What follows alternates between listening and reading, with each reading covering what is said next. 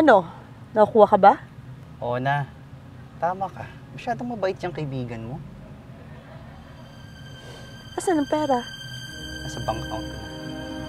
Magaling. Sabi sa'yo eh. Madaling utuin yung si Pebbles.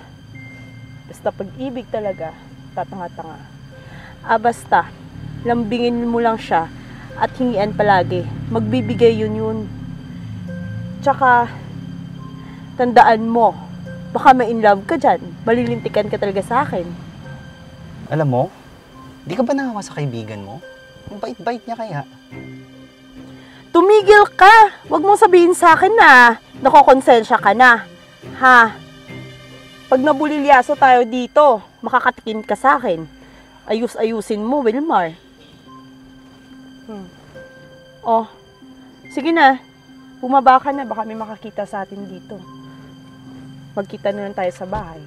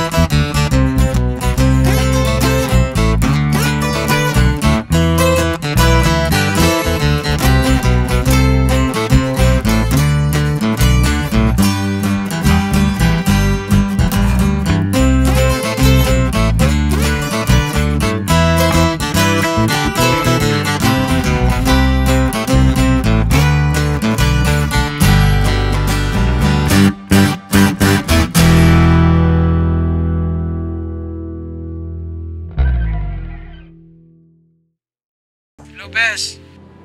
Oh, kamusta ka, Bes? Ito, okay lang. Bes, di ba alam mo kung saan nakatira si Wilmar? Oo naman, Bes. Bakit?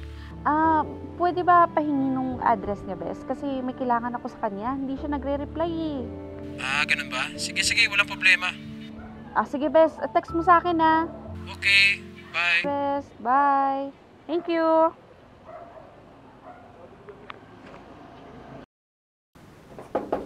Tao po! Tao po! Sandali! Ay! Magandang umaga ho. Sino kayo? Hi! Magandang umaga. Andyan po ba si Wilmar? Si Kuya? Umalis ho saglit eh. Sino sila? Kaibigan niya ako. Kaano-ano kanya? Kapatid ako ni kuya. Ganun ba? Kasi kakamustahin ko yung nanay mo na ospital daw siya, sabi ng kuya mo. Oo? Baka nagkakamali kayo. Si nanay matagal nung namatay. Kay, sino yan? Jen? Jen, anong ginagawa mo dito? Si Ate Jan girlfriend ni kuya. Girlfriend? Kailan pa? So magkasabot pala kayo ni Wilmar sa panloloko sa akin. Love, ba't nandito ka? Ano ginagawa mo dito?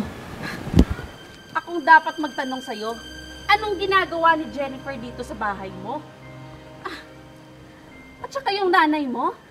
Sabi mo sa akin, nasa ospital? Matagal na pala siyang patay. Paano nangyari to? Girlfriend mo din siya? Sumagot ka!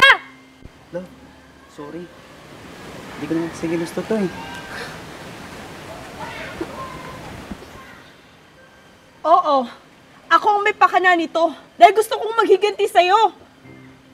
Maghigante? Bakit? Ano bang kasalanan ginawa ko sa inyo para gawin niyo sa akin to? Kasi naman, inagaw mo sa akin si Bong. At ikaw yung mahal niya.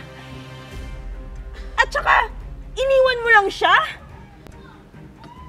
Di naman. Matagal na yun eh. Yan lang ba? Iniwan ko rin si Bong dahil niloko niya ako. May bunin siyang babae. Well, sana naging masaya ka kasi nakaganti ka na.